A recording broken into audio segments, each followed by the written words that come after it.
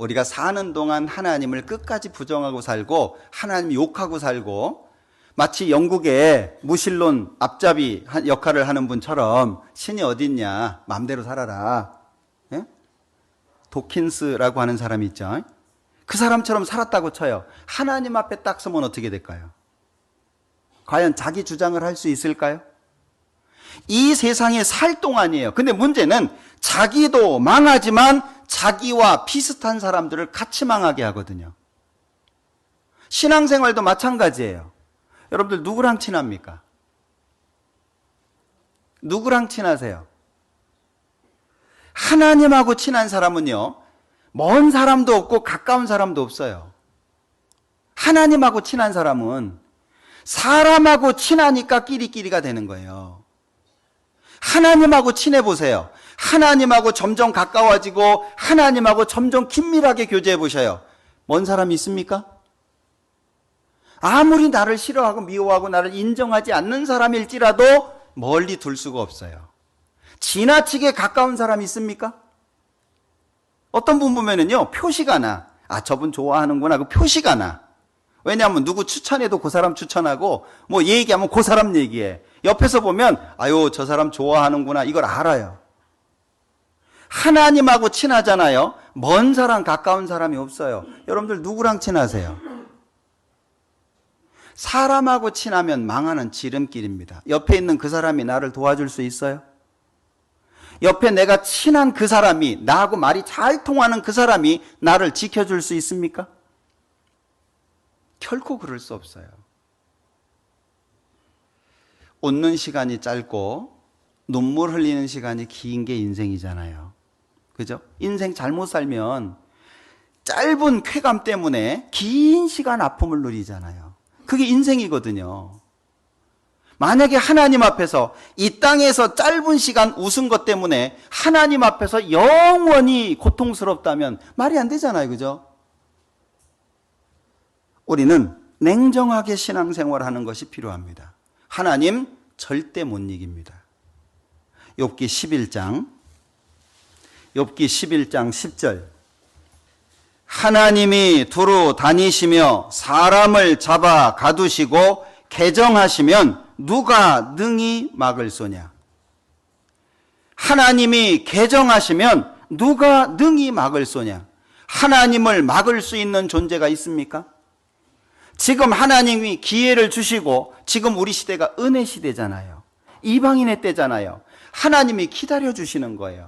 그 하나님의 기다리심을 허비하시면 안 돼요. 진짜 허비하시면 안 됩니다. 저는 이런 말씀을 읽을 때마다 하나님이 너무너무 무서워요. 결국에 하나님 앞에 설 거거든요. 우리 안 죽을 수 없잖아요. 결국에 하나님 앞에 서야 돼요. 그러면 행한 대로 일한 대로 하나님이 판단하실 텐데 그 앞에서 상은 받지 못할지언정 책망은 줄여야 되지 않겠어요? 적어도 내가 하나님 앞에 설 때 하나님을 걸고 하나님의 이름으로 뭔가를 하고 만나야 되지 않겠습니까? 적어도. 우리가 최고야 그럼 그때부터 죽는 거예요. 우리처럼 잘하는 데 없어 그럼 죽는 거예요. 그때부터. 자신의 부족함을 발견하기 전에는 자신의 부족함이 절대 발견되지 않습니다. 내가 부족한 게 보여야 돼요. 자신의 부족함이 보이지 않는 사람은요, 하나님이 안 보여요. 하나님이 안 보이니까 자신의 부족함이 안 보이는 거예요. 그러니까 얘기를 하면 나는 억울해요, 나는 불편해요, 저놈이 나를 미워해요, 저놈이 나를 때렸어요. 그렇게 얘기하는 거예요. 안 보이니까. 하나님 보여봐요. 할 말 없습니다. 내가 말하는 것을 옆 사람이 들으면 어떨까? 그거 걱정해요. 내가 이 간증을 했을 때 옆에서 듣는 사람이 어떤 생각을 할까? 그거 생각합니다.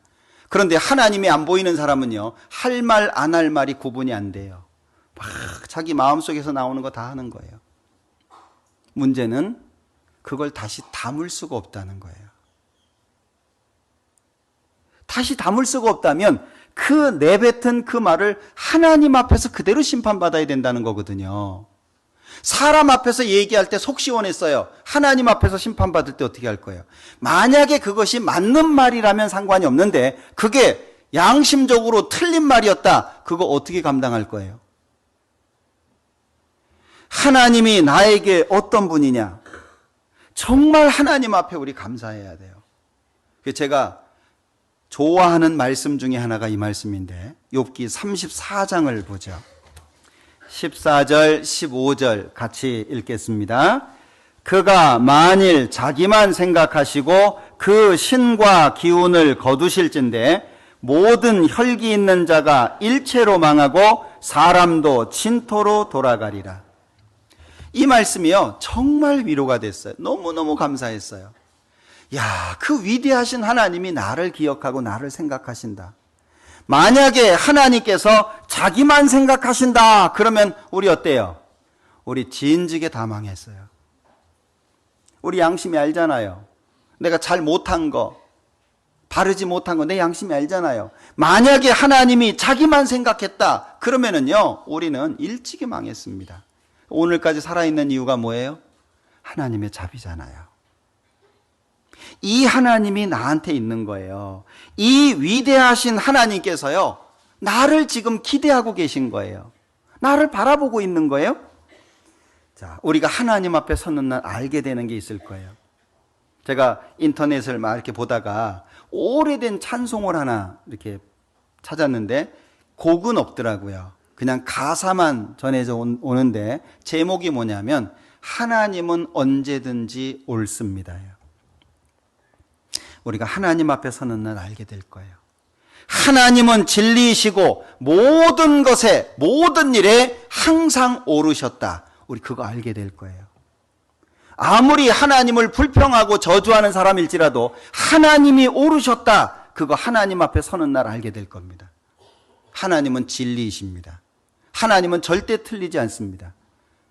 하나님을 바라보는 나의 각도가 잘못된 것이지 하나님이 잘못된 경우는 없어요. 그렇기 때문에 자신이 원망하고 불평하던 모든 입들을 닫게 될 겁니다. 이 위대하신 하나님이 이 땅에 오셨어요. 엄청나지 않습니까? 하나님이 세상을 이처럼 사랑하사 독생자를 주셨으니. 여러분들, 어떤 신이 인간을 위해서 죽은 거 보셨습니까? 이 세상 종교 한번 생각해 보세요. 어떤 신이 인간을 위해서 죽습니까? 어떤 신이 이렇게 자비함으로 오래 참고 기다리는 신 보셨습니까? 사람들 만들어 놓은 신 보면은요, 얼마나 까칠한지 몰라요. 얼마나 속도 좁고 마음에 안 들면 그냥 막 바다를 뒤엎어버리고 그리고 막 사람 하나 갖다 바치면 좋아가지고 또 잠잠해지고. 심청이가 인당수에 빠졌죠. 왜 빠졌대요? 재물이잖아요, 재물. 그게 사람들이 만들어 놓은 신이에요. 어떤 신이 역사에 직접적으로 참여해가지고 구체적으로 자신을 드러낸 신이 있습니까? 어떤 신이 인간의 몸으로 이 땅에 와가지고 몸소 이것이 사랑이다 그거 보여준 신이 있습니까? 친구를 위하여 목숨을 버리면 이외에서 더 큰 사랑이 없다. 제일 큰 사랑이 대신 죽는 건데 문제는 우리가 원수였잖아요, 하나님과. 문제는 우리가 하나님 앞에 죄인이었잖아요. 죄인을 위해서 대신 죽는 신이 있냐 그 얘기예요. 어떤 신이 인간의 아픔과 고통을 자신의 고통처럼 생각한 신이 있습니까? 하나님밖에 없어요. 이 하나님밖에 없습니다. 그런데 자, 예레미야 2장을 한번 보죠. 11절입니다. 같이 읽어보죠. 어느 나라가 그 신을 신 아닌 것과 바꾼 일이 있느냐? 그러나 나의 백성은 그 영광을 무익한 것과 바꾸었도다. 이스라엘 민족이 한 일입니다. 참 이상하잖아요. 하나님의 도움으로 가나안 족속을 정복했습니다. 그런데 정복하고 난 다음에 하나님 버리고 가나안 족속이 섬기는 신을 섬기는 거예요. 이 말이 됩니까? 하나님의 능력으로 가나안을 정복했는데 그러면 하나님이 더 위대하다는 게 나타난 거잖아요. 그런데 정복한 다음에는 하나님 버리고 가나안 족속의 신을 섬기는 거예요. 마치 우리의 모습 같지 않습니까? 어떤 민족도 자신들의 신의 명령을 가볍게 여기지 않습니다. 어떤 민족이 자기들의 신 모독당하는 것을 지켜봅니까? 자, 자신들의 신의 그 신들의 권위를 절대 떨어뜨리지 않으려고 합니다. 오히려 자신들의 신들을 모욕하면 목숨 걸고 지키려고 합니다. 그런데 기독교는요. 여러분들 이슬람 아시죠?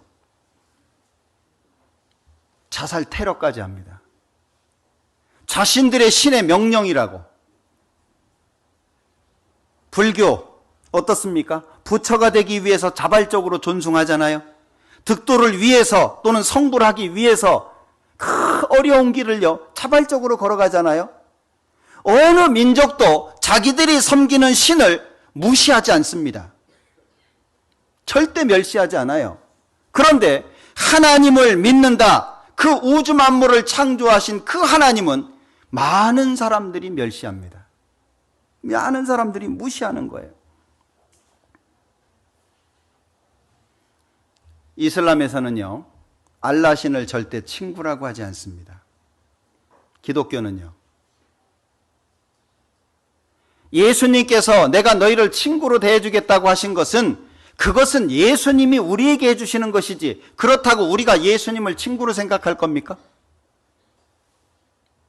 어떤 신도 자기들이 섬기는 신을 이렇게 하지 않아요. 그런데 기독교는 그 신을 믿는다고 하면서 그 신을 조롱하기까지 합니다.